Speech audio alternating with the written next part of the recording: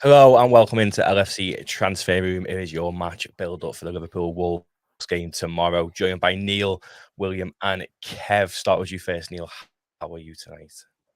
Yeah, I'm very well, thank you. Looking forward to a bit of Premier League action tomorrow. So we signed off well before the international break. So hoping we pick up again the momentum tomorrow. Yeah, definitely, Kev. It's been a good start to the season, isn't it? How are you? Superb, mate. Yeah, it's been a great start, better than what many would have anticipated. Like Neil, likewise, let's hope we build on the game before the international break, and the next 7 games, another 7 wins will be very, very, very good for us if we can do that, mate. Yeah, going to win the league, aren't we? Definitely. William, how are you? Yeah, I'm good, thanks. It's been a long day already too, but I'm proper excited to get the Premier League football starting up again. Like the international break always it feels like ages for me. And yeah, especially with the start that we've had, because I am one of the people who didn't expect it to go as well as it would have gone. And yeah, I'm really chuffed. So I'm really excited to see what we can, if we can keep this momentum going and keep going and building something on maybe on a title run. Hopefully going to prove some more doubts wrong today. Hello to everyone in the comments as well. And I think Charlie's answered your question, but not tonight. It's going to be Tuesday, Friday going forward, but it's just Tuesday this week.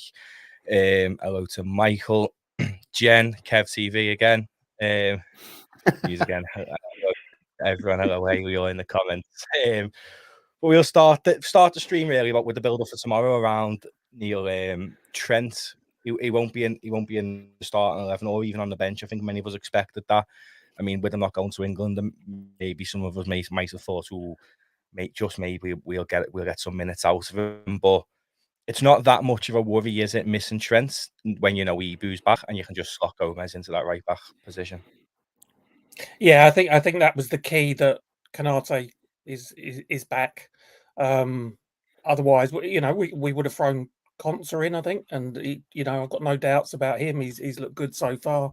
But having Konate back, I think, it makes it an easy selection, doesn't it? Just to move Gomez across to right back. And at the moment, I think he is our deputy right back, isn't he? Because Conor Bradley's still out injured. So it seems like an easy choice. And from Trent's perspective, it doesn't sound like he's that far away. It looks like he's running outside. So I'm hoping. I suspect he won't play against. I think we've got Lask midweek next week, but should be back for West Ham, I reckon. So I don't think it's too serious. So look forward to having him back. But Gomez played really well in the last match, so hopefully he'll have another good one tomorrow. Yeah, I don't think we'll see Trent against Lask. I hope not. That should be under 23s only. Easy fixture in my opinion. But Kev, if we have the performance Gomez had before the international break, there's absolutely no worry really, is there? But can you see maybe a bit of a system change, or can you see Gomez maybe playing in sort of an inverted right back role? I see it being a back four. I don't see it being inverted in any way. I think if we see Gomez and Matip, who played well that game as well, but I'll keep the back four as Robertson. Although he did look ridiculously idiotic against England during the midweek, which kind of hope he gets that out of his system. Then you've got Konate and you've got it's got to be Gomez on the right hand side for me. As long as he doesn't have any lapses in his concentration, which is usually susceptible during games, then I think we've seen a new look of Gomez. I think it's regenerized. He looks a lot more on it than he usually is. Not lethargic in games. I thought he was dominant. Against Villa, I thought he played really well. But him and, as I say, Matip, another one who deserves a bit of gratitude for what he did during the week. But I'll be honest, I'll be happy with that four. I just want Gomez to do his normal thing, just defend. I think we've got enough in other areas to overload and cause problems without him providing us even more scares down that right hand side, especially when we're slightly trimmed in that area for and at the back for the time being. We look defensively weaker than what we did last season when we went there, but I think we look stronger and we look a lot more revolutionised this season, and there's more versatility in this team than we had last season. So I'm quietly confident that I think Gomez can come in and do a very good job for us. Yeah, I mean, William, with Gomez, a lot of his, say, poorer performances for Liverpool have been in the centre-back role, haven't he? Whenever he's been right-back, he has performed for us. So losing Trent for a week, he's very... He definitely fills in and does a job, but you would have to adapt the system. You can't keep playing an inverted fullback with either Joe Gomez inverting or Robertson inverting on one of the two, because it's just not going to work. They don't have the same capacities as Trent does. In that sense, Trent is going to be a massive miss, but that will be any game where he's going to have to be out. Whatever we have as a replacement for Trent is not going to be able to give us what Trent normally gives us. But yeah, Gomez has shown, I think he's a very contrasting player, because you look at the season where we won the Premier League and he was unbelievable. We were all convinced that he was going to be the main man next to Virgil, and that he was going to see that seat out for the next 5-6 years after it. Then, along with all the injuries happening the season after, he never really was able to pick up his form. Then, looking at a lot of the games last year, I did think he was poor in a lot of the games that he did play in last year, but who wasn't? That is also another thing to say on it. And he has started off really well. So it is, I think it is a good game for him as well, to regain his confidence, to show again what he's always been able to do. The question is whether he will do that. And I'm also not sure yet, based on the press conference from this morning as well. I don't know exactly if, I think he'll play Gomez right back, but on Konate, for example, I'm not too sure if he'll actually start, because he was training, but Klopp didn't sound too confident in him possibly starting about it yet. Yeah, I mean, moving on to Konate, Neil, like William just said, he didn't seem too confident in the press conference, Klopp, about Konate, which then poses a whole other question of the defence, really. But he is back fully fit, so is it a matter of risk him just because we're weak with Trent and Virgil being missing, or do you play Quansah and Matip with Gomez and take somewhat of a risk throwing a kid into the deep end in a Premier League game where we have started so well, so every game is must win ultimately? Yeah, I think it depends on how bad the injury was. I don't think Klopp at the time didn't seem to think it was anything particularly to worry about. And he missed the Newcastle game, and then he missed the Aston Villa game, and he's had another 2 weeks since, during the international break. So if it was a minor muscle problem, he should be fully fit and recovered from that, and I wouldn't have any hesitation to throw him in. If they're not confident, then I think the way to go is to put Konsa in there, put your faith in him and give him confidence. Let's not start moving people around like Endo or whatever, as we did a couple of seasons ago when we saw Fab and Henderson playing in there. Let's put Jarell Konsa in there and show our faith in him, and he may come through that game and come out the back of it feeling more confident. So I think if I was to do anything, if Ibu was a slight, my preference is we start Ibu. But if there's any kind of risk, then I would throw Konsa straight in. I think, as Kev said, it'll be a pretty standard back four, because we haven't had any time on the training ground, have we, to work on anything in terms of inverted fullback. I think the only other one that played it pre-season was Tsimikas, and I don't think he'll be starting. So so Ibu starts for me. I think he needs to with Virgil out and Trent out. But if not, I would play Jarell Konsa. Yeah, Kev, I mean, Paul raises a good point in the comments. Even if he's not 100%, he was not going to be available for 90 minutes. So suggest Bajcetic at right back, which I don't think is out of the realm of possibility. Would you feel more comfortable having, say, a Matip and Gomez centre-back partnership with Bajcetic on the right? Or would you prefer to have Quansah, who's a natural centre-back? And this is where the options and opinions now get changed. No sitting on the fence with this one. I would absolutely I would start Konate and bring Quansah on after about 60, 70 minutes, depending on what the issue is with Konate. If you're not going to do that, then I agree with Neil. You've got to bring in Quansah in. However, what then flips that is how well Konate and Matip and Gomez played against Villa, and how they kept Watkins quiet. And then that gives you the option then of them possibly playing Bajcetic at right back. I don't know whether bringing Bajcetic, who hasn't had much of a pre-season, has been injured, and then flown him into a Wolves game, which we suffered there last season. I don't think it's a game for him to be gambled in this game to that extent. I would be in where Neil is, which is let's start Quansah, play him alongside Matip, who started well, and put someone who has actually played right back, and put him there rather than gambling in another position than what we already need to.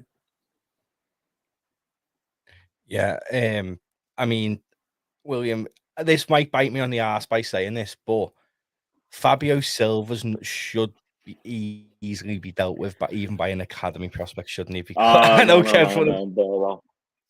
Mate, it's a 12:30 after an international break. You can't be saying these kind of things. It's not. Jesus Christ, Matty, lad. It's not the kind of things that we can be having here.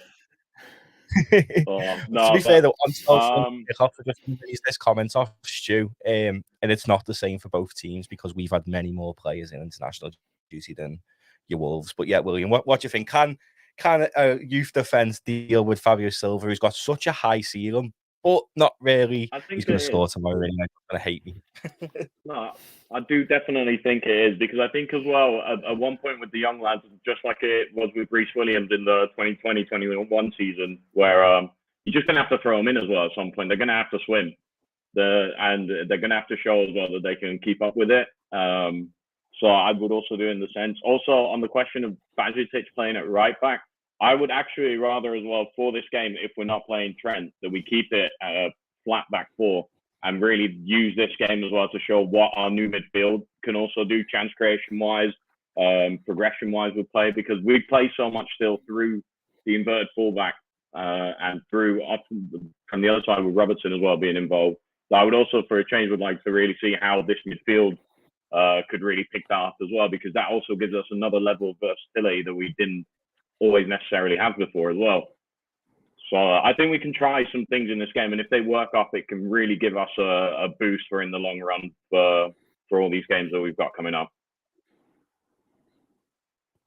Yeah, I mean, I am definitely going to put a bet on Fabio Silva to score anytime tomorrow. So if I have jinxed it, at least the money for it. But before we move on, don't forget to leave a like and subscribe on the video.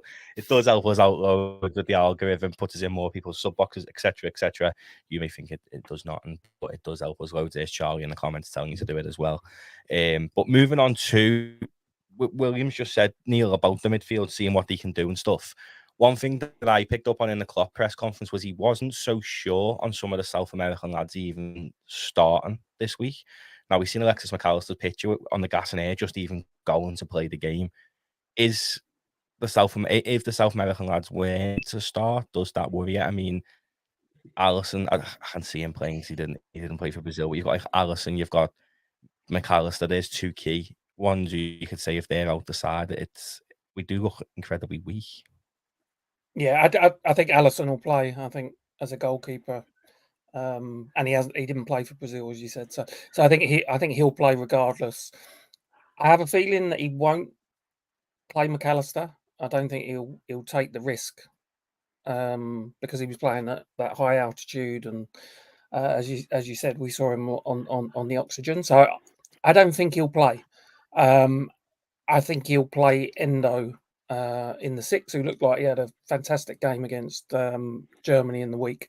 So I think because it's early season, we won't risk players, and I think that probably means, other than Alisson, the other three South Americans will all come off the bench.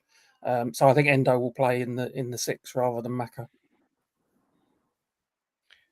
Kev, does that mean Gravenberch, we're going to see him get his start if Mac is on the bench? I mean, it makes sense what Neil's saying, and that's what I can see happening as well. He's been in Merseyside for 2 weeks doing individual sessions and stuff, so he has somewhat had a 2-week Klopp camp, really, hasn't he?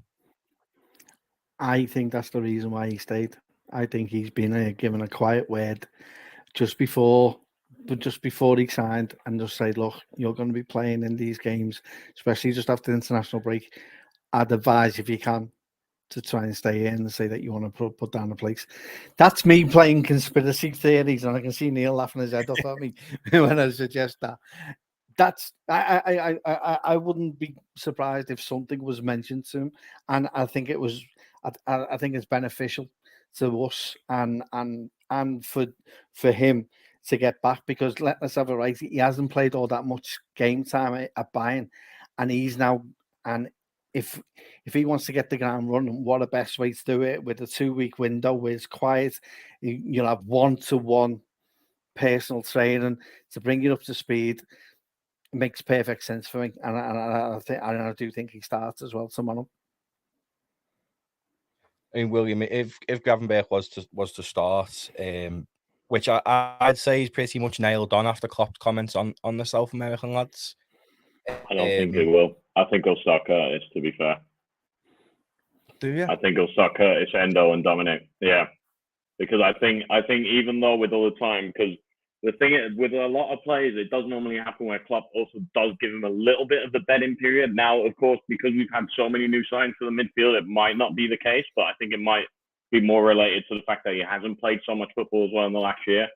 That I don't see him being thrown into this one immediately yet. I think for this one, it's more likely he comes on in around the 60th minute. Europa League, he's going to get the full 90.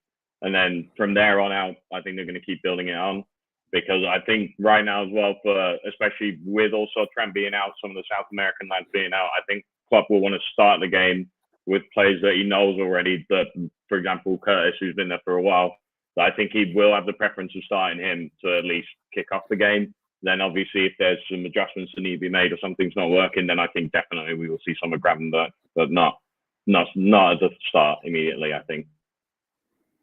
Good point. I mean, Neil, William makes a very good point, doesn't he? And Curtis didn't go away with the 21s, so he also has been on Merseyside. I think he had a little bit of an holiday, but he's been on Merseyside as well with the club working. So it poses a good question, really. Would you rather put Curtis in that midfield as instead of Mac Allister, rather than throwing Gravenberch right into it? I mean, there's Gary's throwing out about Gravenberch in the 6, and then Paul's saying Endo must start. So what do you reckon? Do you reckon it could be Gravenberch coming off the bench and then maybe starting a full 90 against Lask? Yeah, that's what I think will happen. I think I'm the same as William, that it'll be Endo in the 6 with Szoboszlai and Jones. So for me, I'd be amazed if Jones doesn't start. If I'm honest, the only one I'm not sure, it'll be Szoboszlai, it'll be Jones. The only one I'm not sure about is who's going to play in the 6. So yeah, I don't think Gravenberch will start. I think Curtis Jones will. I think he deserves a run in the team after the way he finished last season. He was excellent. He's come back from injury. He had a reasonable game against Villa. He was steady. He keeps the ball really well.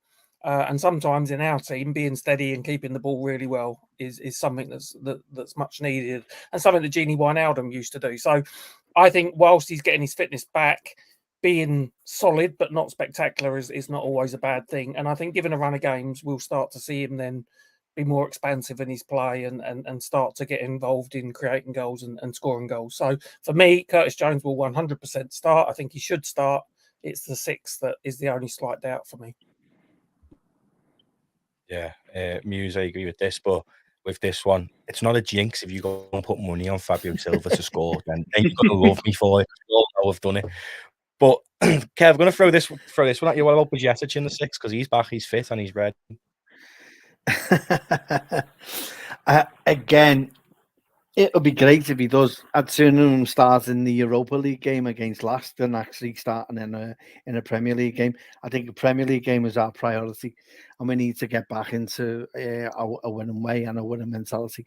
I totally agree with what Willem says about before. I think he made a very strong point about Gravenberch not starting, and I totally accept that. What I said was completely untrue, but I wouldn't be surprised. I think he'll make some kind of. We'll see him at some point tomorrow. I'm just excited to see what he can bring to the team. I wouldn't be changing too much in that midfield if we need to. I'd rather keep Besic for the Europa League game and get him to have a full 90 and that. Have him on the bench. That's probably as far as I go with Besic tomorrow. And then if it's required, then he comes on for the last 5-10 minutes and give him a bit of game time. But I would no way be looking at starting him, to be honest. Well, with Wolves, is this a game where we can try a few different things out? Because it's a game you would regard as like a must-win, probably a game where Liverpool should be winning as well. Is it something where you can try new things and see what different things work? Because obviously, it's a game where no matter what, I think across the whole pitch, Liverpool are probably more superior to Wolves, even with the drop-off as well. Yes. Well, the yes, I would say normally it is. The one thing that does make me a bit more hesitant on it is that it's at the Molineux. So it's obviously it being an away game. And I still don't look at Wolves necessarily, even though they've definitely not had a great summer and they don't look in the greatest situation. I don't look at them as like a Luton, for example, or maybe a Burnley right now. Burnley, they look like they can't defend if their life depended on it. Right? Like, it's just, those teams are more the ones that I look at where it's like, okay, if you want to try some new things 100% home or away, then go for it. But it being 12:30, being at away game, still not knowing exactly how our away form will pick up over the whole season. It is one of them where it's like, yeah, we're going to have to make some changes anyways, but we shouldn't overdo it because then we might overthrow the whole thing again or not properly start the game until we're 10 minutes into the second half. And that's where we start kicking it to gear and we might be 1-0 down already and Wolves are parking the bus. So then more in that sense, it's like we're going to have to make some, but we shouldn't overdo it either. Yeah, I mean, looking at some of their threats, Neil, I mean, obviously Pedro Neto is the main one, still yet to score this season, but has got 3 assists. Hwang Chan's their top goal scorer with 2 goals to the side, really struggling for goals. Is it just the obvious threats for them, really? Your Pedro Neto's, your Chans, and your Matthias Cunha's as well? Or do you think they've got threats deeper within the side? I mean, Boubacar Traoré is a phenomenal midfielder, and I know he's a 6, but he can be very creative as well. And then you've got Xeribia, who's already got an assist this season. They have got a few very good players who you'd assume if they click, they could perform very well. And knowing our luck, they're going to click on at 12:30 tomorrow. Yeah, it's an interesting one because it's not a game that I look at with any great relish. It always seems like a tricky game. We got beaten there last year, and it's been close in the past. So they do have. I watched if you watched them against Manchester United, they absolutely ran through Manchester United several times. I think they had like a record number of shots at Old Trafford, and Cunha looked like the player that he was in Germany. I think he was at Hertha Berlin, where people were, talking him up as a Bobby Firmino replacement. So he's definitely a threat if he gets it right and is on his day. I think he's probably been away with Brazil as well, so I don't know whether that will make a difference. Neto, as you say, is the other one. Hwang is a bit hit and miss, but can be very dangerous and can score goals. And I think they're decent in the middle of the park. I think losing Matthias Nunez is a blow to them, and obviously losing Neves, but Lemina's an underrated player. He's a solid player. They got João Gomez as well. So I think they're a reasonable side, and I think they have some dangerous attacking players. They seem to be lacking the out-and-out goal scorer, and that was what the problem was at Old Trafford. They just couldn't put the ball in the back of the net, no matter how they tried. So hopefully it'll be another day where they continue to fluff their lines in front of goal. Yeah, before we move on, I just want to urge everyone who's in the comments to go and check out John's Twitter, Fluminense for Foreigners. We are going to get Andre and January. He fully convinced me on a video we done, but his thread's amazing and it goes in depth about Andre. So anyone who's intrigued about him, go and read that.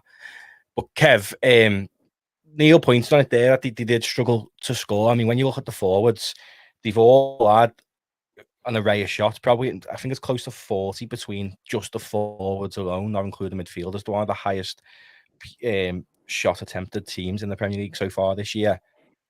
It's going to click in it that one eventually Wolves, that they're going to eventually put her in the back of the net because they're having all these chances. They're still very creative despite losing Nunez and Neves. They are, but they're also conceding at the other end. So you know they've conceded 8 already this season. The only game they haven't conceded in is the Everton game, which they won. Now, and in that game they were absolutely dour. So for me, although they may have opportunities, I still think that we will be creating it ourselves as well.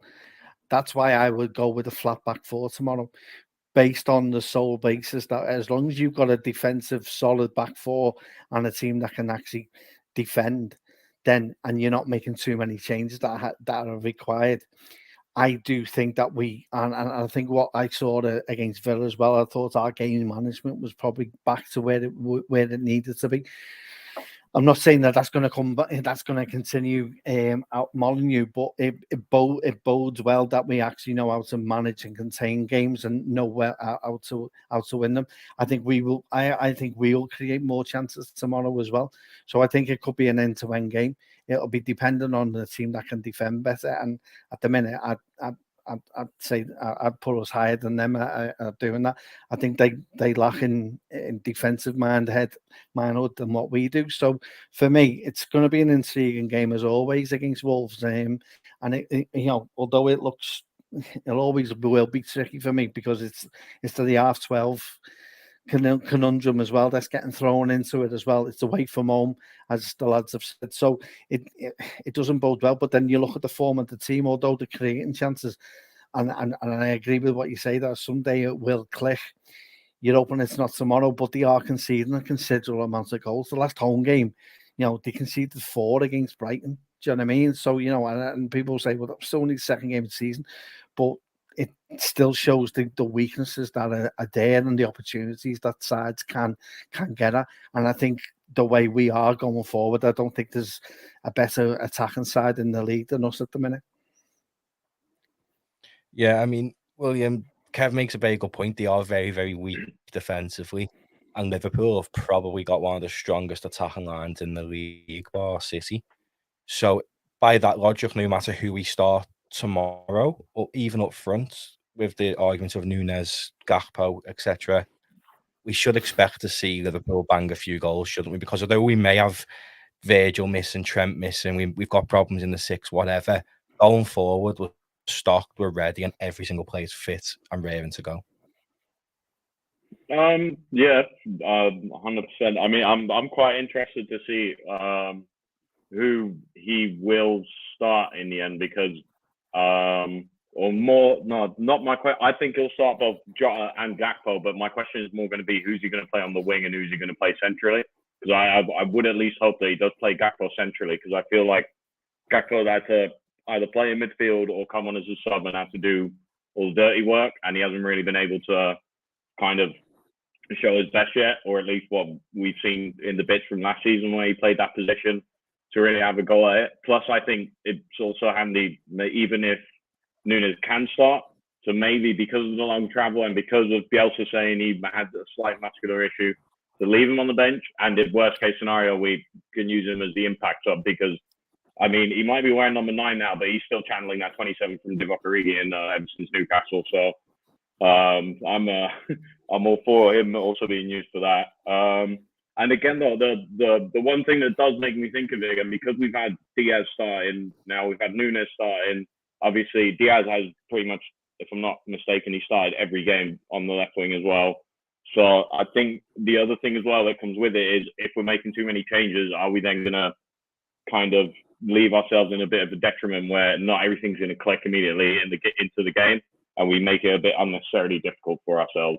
That's my only thought with it. But again, I don't know. Unfortunately, I don't see how the players have come back from their journeys right now, and I have no idea what physical shape they're all in, obviously. But yeah, it's good that I'm not too worried about the attack on our side.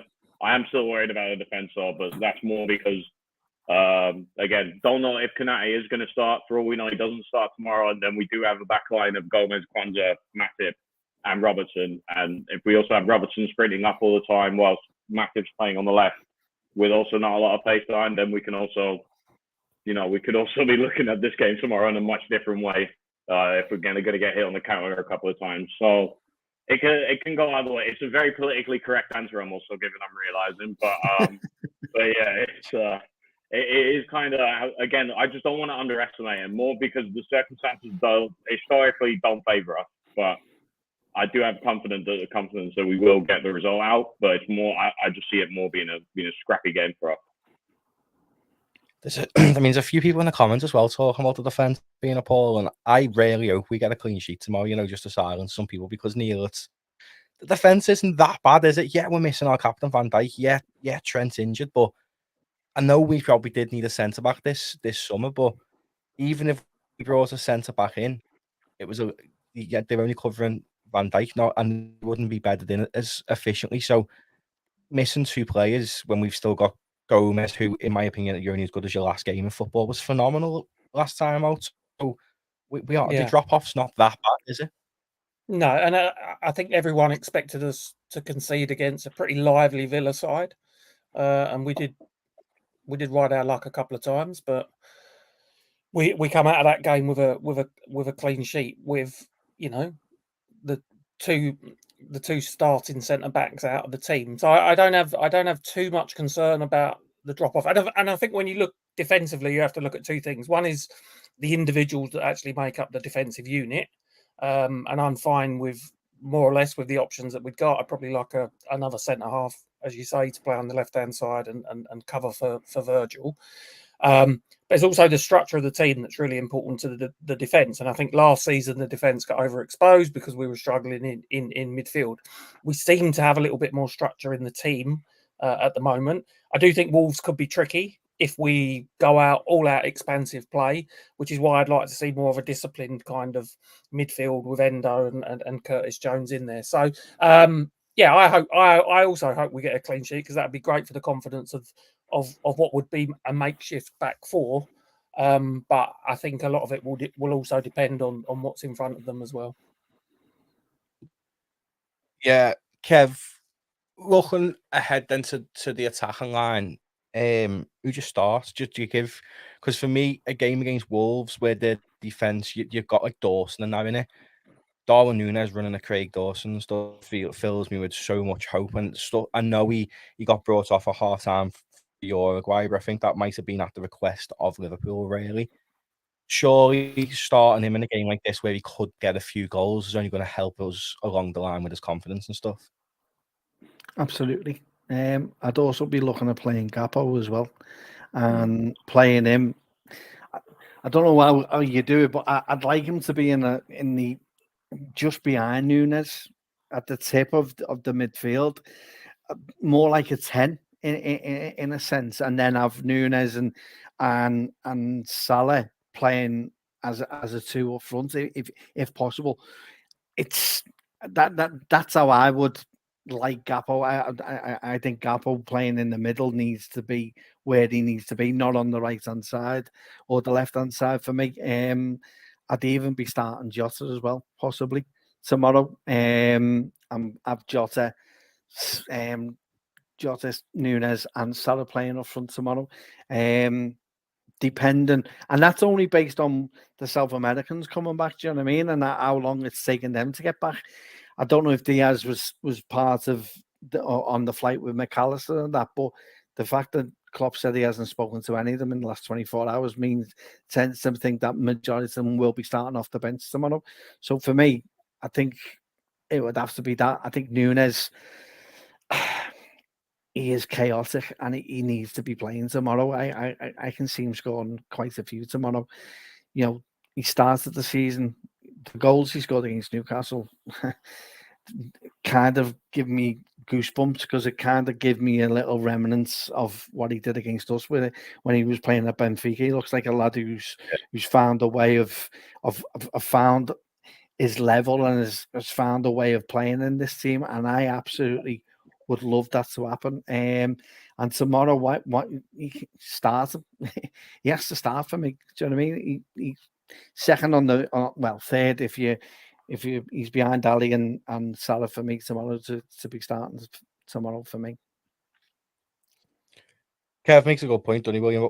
Obviously, with what Klopp said about the South American lads, it probably makes the most sense that tomorrow is probably going to be Jota, Gakpo, and Salah, doesn't it? Up top as the starting, with Diaz and Nunez and stuff coming off the bench. That seems the most logical, doesn't it?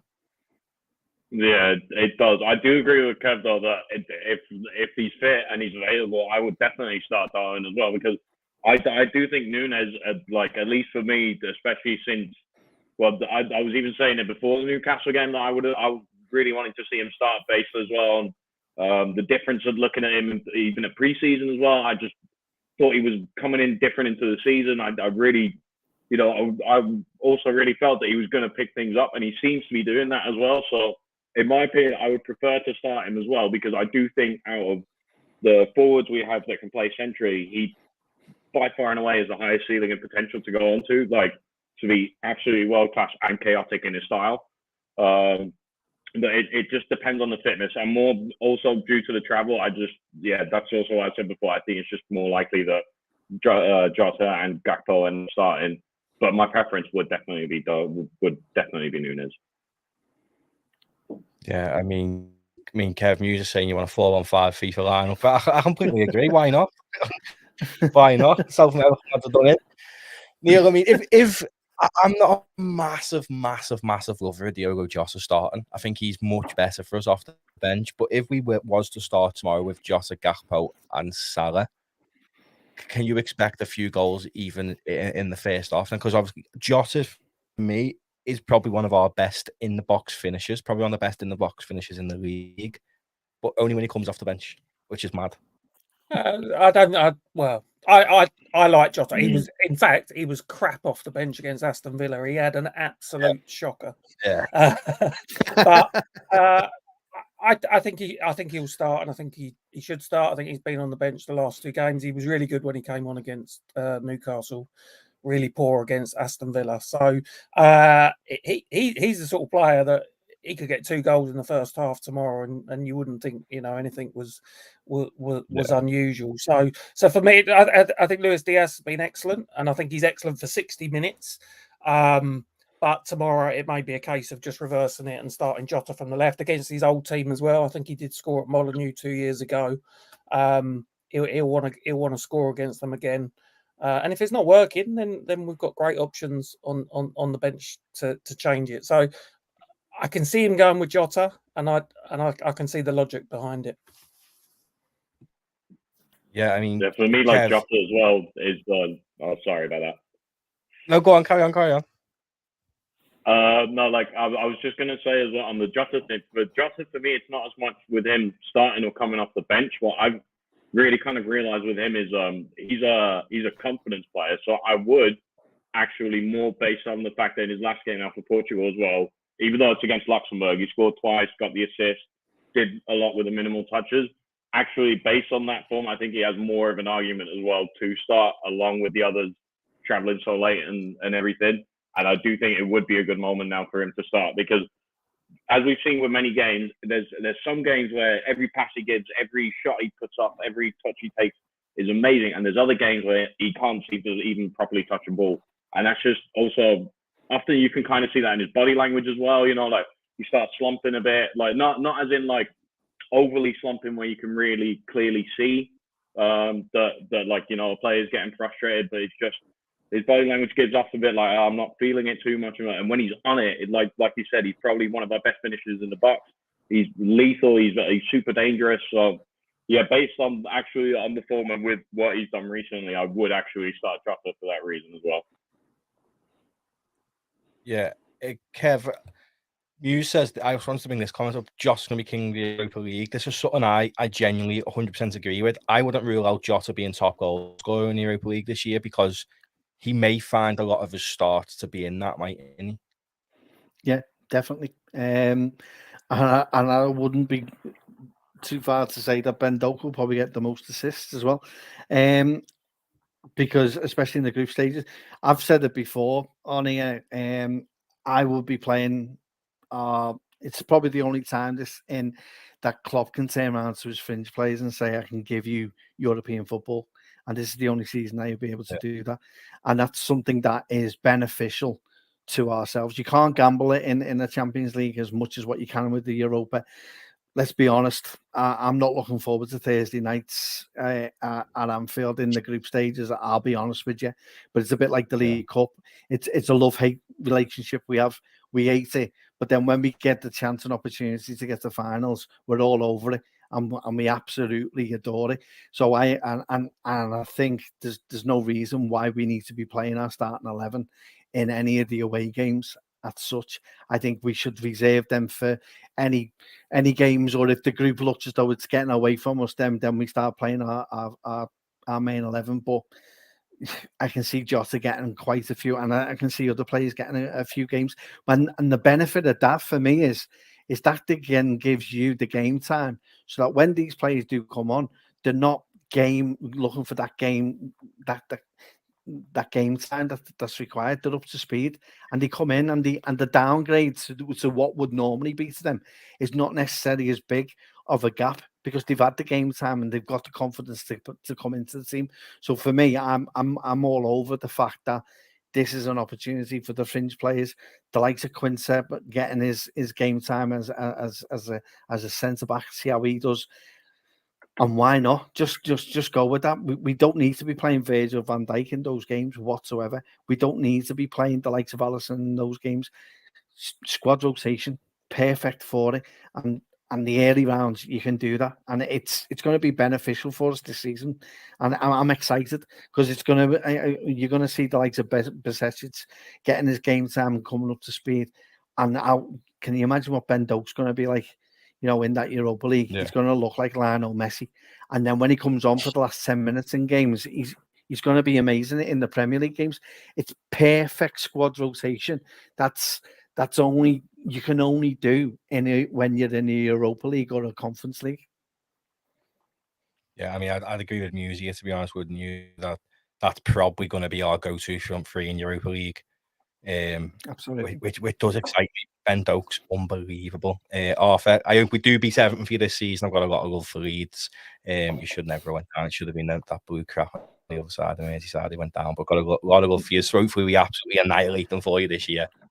That would be perfect. And there's only 25 likes. Let's try and get it to 50 before the end of the stream. 74 is here. I'm not asking for much. For all you just hit that like button, helps us out loads, and we can keep producing unbelievable content. William, what about Doak starting tomorrow then? Give Salah a rest, put Salah through the middle, Jota on the left, and put Gakpo in the midfield, maybe play Doak, make a few little neat twiggles here there. Look, he's got great potential, but I just wouldn't do it yet. I like Kev said before, I think the Europa League is just perfect for those kind of games. Like it's the one benefit the Thursday night football does give us. It's for those players who are on the fringes, are trying to look to get into the team, trying to get some minutes, trying to get some game time. I think that those are the best games for him as well. Because another player who I'm really looking at for those games as well as Harvey Elliott, for example. Like I think Harvey Elliott, like as much as, and also for me, I'm not gonna lie, like we've given him some criticism sometimes for his performances in the right hand side of the midfield and stuff and everything. I think also for the Europa League, it's a really good point as well to see, is there a system where we can either also play Harvey at a 10, either protect enough around him so that he can play that right central mid role pretty well as well, or that he starts to reclaim again that place again on the right wing, and that he can also see where he can really add something to his team as well. So it counts for loads of players, but coming back to it with Doak, again, Doak, he has so much potential. He's going to be special. He is 100%, but I just wouldn't do it right now. Again, we need all the points we can right now just to try and keep going until we get further into the season, and hopefully can still make an interesting. I'm still open and thinking that we go for the title this year. So in my opinion, the priority right now is get as many points in as you can before the injuries started happening, before African Cup of Nations comes around, before the Asian Cup comes around with Endo later. Like, it's just important to really focus on that part right now. So Europa League would be perfect for him. I wouldn't do it in the league games right now. Yeah. Muse, I've just seen someone asking, is the Hinchkippy rumours legit? I think the best person for me to throw it up to is Neil. Is this source decent, Neil? Martin 90 EC. Apparently our Twitter's posting about it as well, so I'm assuming it'll be Yeah, Charlie somewhere. it's not a source that I'm familiar with, but I've got a feeling it may be a Ecuadorian source. And quite If often it's Spanish, I wouldn't trust it. No, it's Ecuadorian, I think, which is obviously, I think he's Hincapié is a Ecuadorian player, isn't it? So quite often these transfer stories do start. The news first breaks overseas, so it's interesting the timing of it. One, because Bayer Leverkusen are playing at the moment, and I think he's on the bench. But two, why has that suddenly come out of nowhere? So, as I say, sometimes with Liverpool, the decent sources from overseas are sometimes more up to date than what the journalists are briefed with in the UK. So I'm not saying it will happen, but it's certainly interesting as it has come out of Ecuador. I mean, the owner of LFC Transfer was from Ecuador, and he was quite confident that this will actually happen. So, and he, just looking at the article, wrote the article as well. So, Dan. Yeah, it was Dan. I had a quick look. I thought, because I'm on here, I thought, who's written that? And yeah, Dan's written it. So interesting. If Dan's put his name on it, Dan is Ecuadorian, so that tweet, I'd leave that one there. I'm not saying it's definite, but does know his stuff. But Neil, there was comments once to bring to you here from Vase of Flowers. Harvey Elliott, he's been unbelievable this season, I think. And when we've been speaking on the midfield, a lot of people have mentioned Jones and different options, but no one mentioned Harvey Elliott. Can you see his minutes, development, etc., being hampered by just how good Szoboszlai is, to the point that he's probably one of the first names on the team sheet, must play every game because he is that good and he does play the right side off the midfield area? Yeah, I think it's more. It shows how well we've strengthened in that area of the pitch that Elliott's probably not even a consideration in the players that we've spoken about tomorrow. He has done really well off the bench, particularly in the Newcastle game. I thought him and Jota's introduction was pivotal to that game type changing. I guess he's got two options, hasn't he? One is he's going to play on the right side of midfield, and I think that'll be his spot for the Europa League games and the Carabao Cup games. Will he play on the right wing? He's probably not as certain as, because I think he could have played right side of midfield or right wing in those cup games, but I think the emergence of Doak means that he's probably cut off there. So I think it's going to be tough. I think it's great because it shows how strong the competition is in that attacking midfield area of the team, and I think he's just going to have to bide his time and wait for injuries, but keep showing a good attitude and performing well off the bench. But at the moment, I think Jones is ahead of him. Definitely, Szoboszlai is ahead of him. It'd be interesting to see what happens with Gravenberch as to whether he plays in a sort of box-to-box role. So I think at the moment it will be cup matches and Harvey will play on the right side of midfield. Yeah, I mean, Kev, it's sad to see him have his minutes affected, but when you've got a player as good as Szoboszlai, you can't not play him, can you? Definitely not. In fact, any of the three that have played this season for us, Mac Allister, I know people have been waxed lyrical about Szoboszlai. I've been impressed by how well Mac Allister's played this season, and he's probably been my favourite this season of watching him play, and the ability and the level he can play that number 6 to is just unbelievable for me. He's got everything in his locker. I can't wait for the time where he breaks free and plays in his normal 8 position or in a 10. Because can you imagine him playing, further up the pitch and providing assists to the likes of Gakpo and Nunez and whoever's playing in our front three. It's been fantastic. But Slobber's you must feel for Harvey. He thinks, sound happy days. No one's coming in my position. I'm going to start this week, and the next minute, 60 million. Slobber slides in through the door, and his game time is actually going to be suffered. But do you know what? Fair play to the lad, because he's come off the pitch. Yeah, he come off the bench. He hasn't sucked once, and he just gets on with it, and he comes in and does a job for us. And I think that's what he'll be. He'll be like a super sub for us, like a David Fairclough. Comes off the bench, can provide that bit of energy that sometimes we miss, because it does go flat after about 60, 70 minutes. It's as though we go, the energy's gone. And then you bring him on, he gives you a bit more of a lease of life. And, it helps the fact that the drop off at the minute from Slobberslide to him hasn't been that much of a drop off. And in certain games, as the lads have alluded to, he's actually played better than the actual person before him due to, him coming on. It's great. It's what you want in a young player. You want someone to have the enthusiasm, and that's what Bill Shankly used to say. If you play with the enthusiasm, you're halfway there, and he's got the enthusiasm at the minute. Well, I hope that stays. I agree with the lads. He has to. It will be the cup games, but he's going to get a hell of a lot of them. He's got 6 coming up, at least 7 if you include the Leicester game as well. Show us what you can do, Elliot. You know what I mean? Start playing, and it keeps him doing that. As I said before, it helps him keep up with the game speed and with the game time that is required to be playing in the Premier League. So the drop off shouldn't be that less, because he's getting game time more so than what he would do any other season. Yeah, and William, I think one of the things with like Kev said in previous seasons where we've had a drop off, this year our bench seems to be full of very young, hungry, up and coming players. You think here, Ben Dokes, Harvey Elliott, Ryan Gravenberch, Curtis Jones, players who are all keen to make a name for themselves.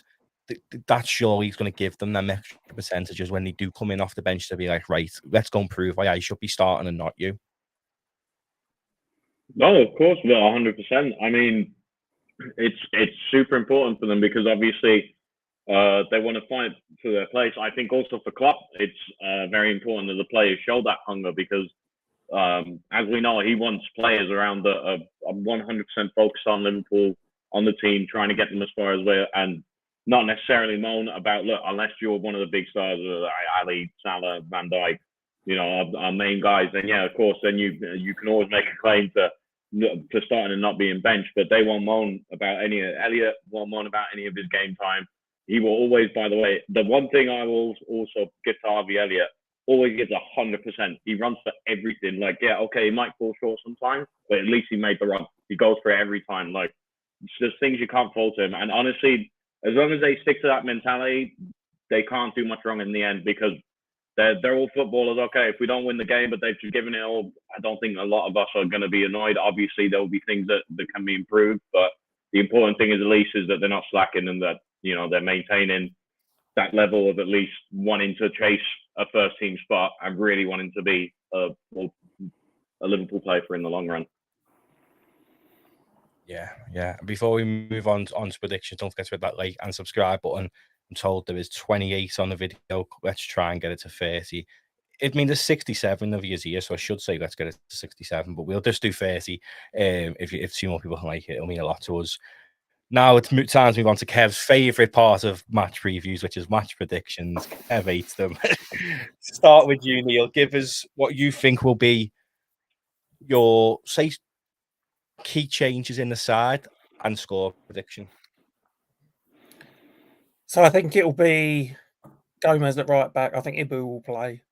I think midfield, Endo will play. I think we'll have a structured midfield. And up front, I think it'll be Jota on the left, Gakpo through the middle. I think we will win. And I think people have made me a little bit more nervous than I possibly was before I came on here. So I'm going to go for a 2-0 Liverpool win with Diogo Jota scoring, and then Darwin Nunez off the bench to score. Like that. How about you, Kev? It's the same back four as what Neil said. And I'm hoping Nunez starts instead of, but I do want to see Gakpo in that midfield as well, if possible. I'm looking about a 4-1-12 up front or something stupid like that, because I want everyone to be playing, and I can't for the life of me give a valid reason why they shouldn't. Apart from United, they've scored in every game, so I'm going to continue with that, and I'd say we win 3-1. Interesting. What about you, William? I'm gonna stick to my gut feeling, which I've been having all week, which is it's gonna be a lot tougher than we unfortunately think, but that does seem to be also the Liverpool way of just making the easy games a little harder for ourselves, but still taking the result. But I'm gonna go on like a conservative 1-0. Like, it's just really like I think we're just gonna struggle for a long time to really get the gears going again, but more again because just we always seem to. And then I think at one point around, I don't think it'll be a late minute, like a last minute winner, but I think somewhere between like the 50th, 60th minute, we'll get the 1-0 in, and then we still just can't pick up the part to score the extra goal to get it over the line. And then, you know, Wolves maybe get one or two chances at the end where we might get a bit shaky, but in the end, we'll pull out the result, I reckon, but it won't be easy. Yeah, Muse saying 2-1. Vaz Flowers saying 3-0. I reckon we'll win about 4 or 5-0 tomorrow, to be honest with you. I was the same before Villa. I hope we do.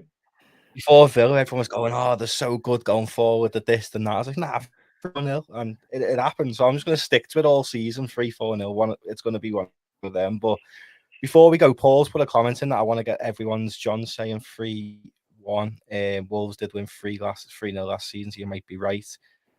Yeah, they got balls. I'm the most bitter and twisted Liverpool fan you'll ever meet. We're going to win every year.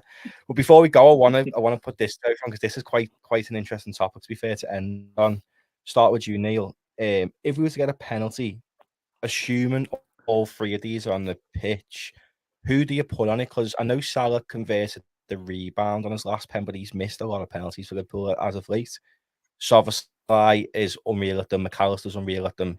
Is there now competition there for Salah with our penalty takers? Yes, I think there is.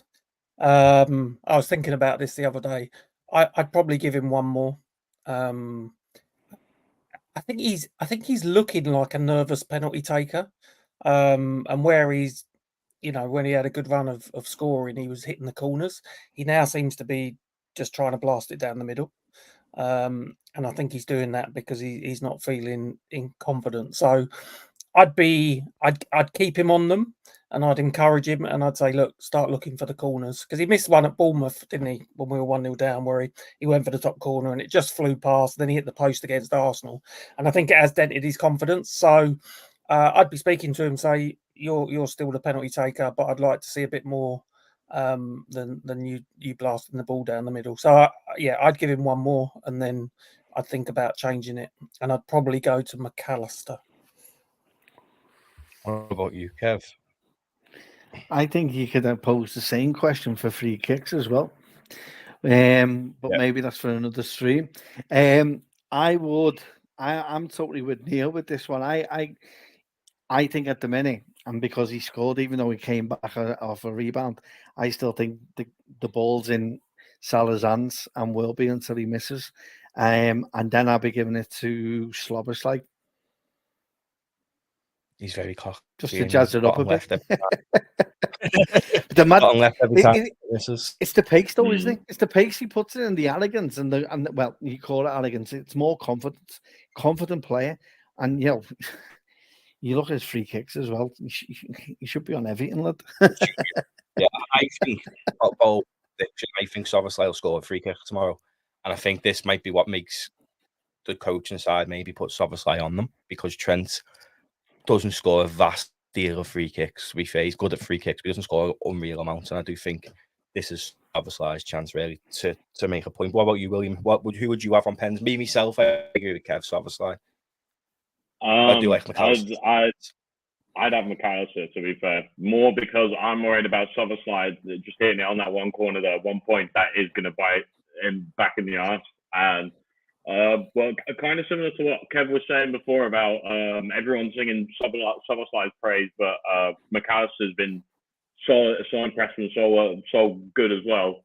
And I just think as well, I really liked him a lot when he played at Brighton, but whilst watching him play for Argentina during the World Cup, I fell in love with him as a player already there, because he just, it's more than I would give it to him, but also as a reward for everything he does for the team, because he gets stuck into tackles, gives amazing passes, makes sure that we progress the ball well. He has great technique, everything around. And yeah, I would just give it to him. Brighton last year, did he miss a pen out of the 6 or 7 that he took for Brighton last year? I don't think he did. And I am actually now to the point where I would already be taking penalties of Salah for a while already now. Just they get back in, maybe it's towards the end of the season, if it's a bit more there, then that's when I would actually start putting him back onto it. But for now as well, seeing as the penalty against Bournemouth, he missed it, then Arsenal one was after it. Against Villa, yeah, he missed it, but got the rebound. I'd just be taking him off for a while now, off it. And then my preference would be give Mac Allister the penalties and give Szoboszlai the free kicks. Interesting. Before we do go, use comments on the Everton takeover. I'm absolutely made up because all the Everton fans seem to be absolutely flapping that it's not a good ownership. So that to me is music to me. Is send them down this year and down again and down again and down again, and everyone will be happy. But yeah, it doesn't look good for them, to be fair. I do think that the new owners will come in. Dyche will keep losing. They'll leg them. They'll probably bring Big Sam in. Don't really have a jargon about football. Every team they've got a fighting relegation. I think there's only Genoa, isn't it? That's doing all right. Not a good time for it to be a blue. Yeah, that's the highest position that they've reached since owning all these sides. I mean, Vasco da Gama, they've ruined them as well. So I think it's a bad takeover for them. But what would you expect? They've hounded Mashiri for months. He's not going to leave them in a good stand, and he's probably going to screw them over more. So he looks better. So fair play, Mashiri, mate. Fair play. But we'll leave it there for today. Nice one to Neil, Kev, and William for coming on. We are back tomorrow for a post-match reaction. I'm sure there's a watch along as well. Not 100%, so don't quote me, but post-match reaction. We're back at 7:30 in the night as well for a general stream. And then again on Sunday at 7:30. So loads to stick around for. Make sure to hit that subscribe button before you go. We've been LSC Transfer Room. A nice one for watching.